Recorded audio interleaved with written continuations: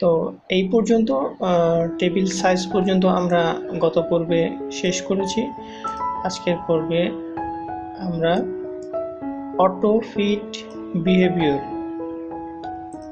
এই বিষয়টা নিয়ে দেখব।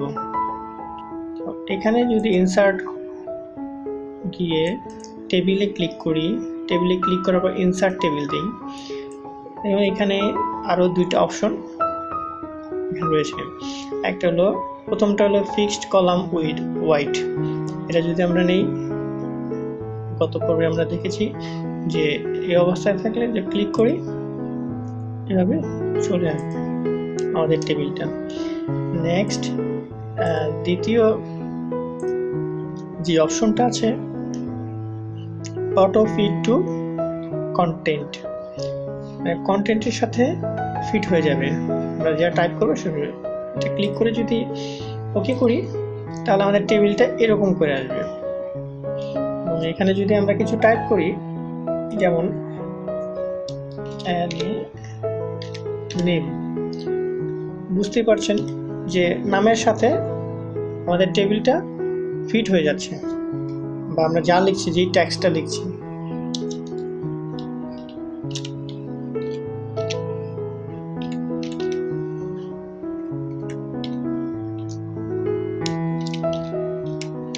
তো এভাবে আমরা যত টাইপ করব আমাদের এটা নামের সাথে বা টেক্সটের সাথে টেবিল ফিট হয়ে যাবে। এটা হলো দ্বিতীয় মেথড। আরেকটা আছে এখানে অপশন, ইনসার্টে গিয়ে অটো ফিট টু উইন্ডো। এটা আর প্রথমটার মধ্যে তেমন কোনো পার্থক্য নেই, দুইটা প্রায় সেমই। এখানে যদি এটাও যেভাবে আসছে এটাও ঠিক একইভাবে। এইভাবে আমরা টেবিল ইনসার্ট করতে পারি। তারপরে আসতেছে এখানে there have to option of table. টেবিলে আবার দুইটা অপশন দেওয়া আছে, মানে অপশন বলতে আমরা প্রপার্টি বলতে পারি, যেমন ডিজাইন এবং লেআউট। তো ডিজাইন যদি আমরা ওপেন করি কীভাবে এখন এই ডিজাইন এবং লেআউট পাবো সেটা আমরা দেখে নিই। এখানে যখন এই টেবিলটা আমরা ইনসার্ট করব, ইনসার্ট করার সাথে সাথে আমাদের ডিজাইন এবং লেআউট ট্যাব দুটো এনাবেল হয়ে যাবে। এবং যখন এই কার্সর টেবিলের নিচে চলে আসবে, মানে টেবিলের বাইরে আমাদের এই টেবিলের, তখন এটা ডিসেবল হয়ে যাবে।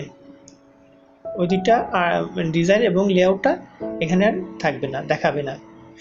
যখনই আবার এখানে দেব, টেবিলের মধ্যে আসবো, আমাদের এটা শো করবে এখানে ডিজাইন এবং লেআউট।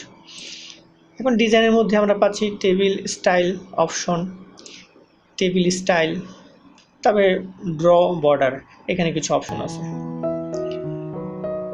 এখানে টেবিল স্টাইল বলতে আমরা যদি এই যে টেবিলটা তৈরি হয়েছে এখানে যদি স্টাইল দিতে যাই, দেখুন আমি কার্সরটা হোভার করছি এগুলো স্টাইলের উপর, আমার টেবিলটা কালারিং হচ্ছে।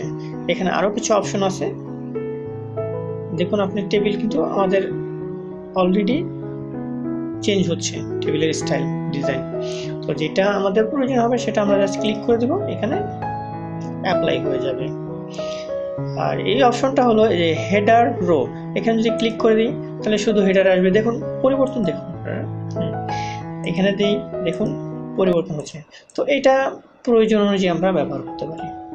এবং পুনরায় পূর্বের পর্যায়ে আসতে চাইলে সেমভাবে আমরা এখানে চলে যাব, আগের পর্যায়ে চলে আসবে। আর এখানে কিছু অপশন আছে শেডিং এবং বর্ডার। শেডিংটা হলো শুধু এই সেলটাকে যদি আমরা শেড করতে চাই তাহলে সেলের উপরে কার্সর রেখে শেডিংয়ে যাব, যে কালার প্রয়োজন হবে সেই কালারটা অ্যাপ্লাই করে দেবো, ক্লিক করে দেবো, অ্যাপ্লাই হয়ে যাবে। যদি আমাদের দুটো প্রয়োজন হয় তাহলে দুটাকে সিলেক্ট করব, সিলেক্ট করে কালারে ক্লিক করব, এখানে অ্যাপ্লাই হয়ে যাবে। আরেকটা আছে এখানে বর্ডার। দেখুন বর্ডারের অপশনটা হলো এখানে এই সেলের মধ্যে চারটা বর্ডার সৃষ্টি হয়েছে, একে উপরে নিচে ডানে বামে। বর্ডারটা যদি আমরা রিমুভ করে, যেমন এই বর্ডারটা আমার প্রিন্টে শো করবে না, বাট এখানে দেখা যাবে এই বর্ডার থাকবে না, মাঝখানে বর্ডারটা। আমরা এখানে যদি বটম বর্ডার দিই, দেখুন বটম বর্ডারটা কি হয়েছে, আমাদের রিমুভ হয়ে গেছে। রিমুভ বলতে এখানে বর্ডারটা আছে বাট শো করছে না। একইভাবে যদি আনতে চাই তো এখানে যেরকম আমরা স্টাইল দিব সেরকম এখানে বর্ডারটা আমাদের শো করবে। টপ বর্ডার দিই, টপ বর্ডার ওইভাবে ডাবল শো করতেছে, এটা ইফেক্ট এখানে পড়তেছে। আবার যদি এখানে নর্মাল করে দিই, টপ বর্ডার দেখুন নর্মাল হয়ে গেছে।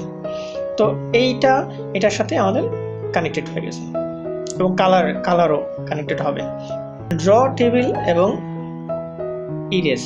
ড্র টেবিল আমরা গত পর্বে আমরা দেখেছি যখন ইনসার্ট করেছি টেবিল, তখন এখানে কিন্তু ড্র টেবিল আমরা দেখেছি। এখানে একটা অপশন আছে ডিজাইনের মধ্যে, এই অপশনটা এখানেও আছে। তো এই অপশনটা ব্যবহার করে আমরা এখান থেকে টেবিল ড্র করতে পারি, যেমন আমাদের কলাম প্রয়োজন হয় এভাবে ড্র করতে পারি। এবং ইরেজটা হলো ধরুন এখানে ড্রয়িং করেছি, এখন এটা যদি আমরা রিমুভ করতে চাই তাহলে ওই বর্ডারটা রিমুভ হয়ে যাবে। আর এই দুইটা সেল মিলে যদি একটা করতে চাই তা ক্লিক করলে দেখুন নিচে ঠিকই দুইটা আছে, উপরে দুইটা সেল মিলে রিমুভ হয়ে একটা সেলে পরিণত হয়েছে এই ইরেজারের মাধ্যমে। তো এভাবে আমরা ইরেজ করতে পারি, যেখানে ইরেজ করার প্রয়োজন হবে আমরা ইরেজ করব, এভাবে আমরা ইরেজ করতে পারি।